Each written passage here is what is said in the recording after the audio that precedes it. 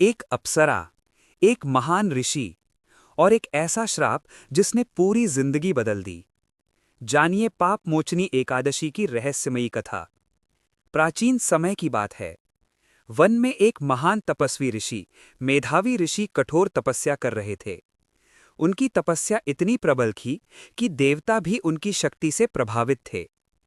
एक दिन स्वर्ग की सुंदर अप्सरा मंजू घोषा उस वन से गुजर रही थी।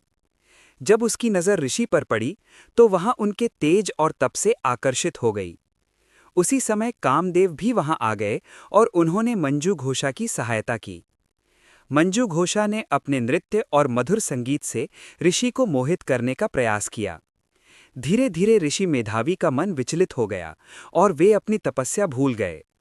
जब ऋषि को अपनी गलती का एहसास हुआ तो वे अत्यंत क्रोधित हो गए। उन्होंने मंजू घोषा को श्राप दिया कि वह पिशाचिनी बन जाएगी। श्राप सुनकर मंजू घोषा बहुत दुखी हुई और उसने ऋषि से क्षमा मांगी। तब ऋषि ने उसे बताया, यदि तुम चैत्र मास की पाप मोचनी एकादशी का व्रत करोगी तो तुम्हें इस श्राप से मुक्ति मिल जाएगी। मंजू घोषा ने श्रद्धा और विधि से ये व्रत किया। व्रत के प्रभाव से वह सभी पापों से मुक्त हो गई और फिर से अप्सरा बनकर स्वर्ग लौट गई। इसके बाद ऋषि मेधावी ने भी पाप मोचनी एकादशी का व्रत किया और अपने पापों से मुक्ति प्राप्त की।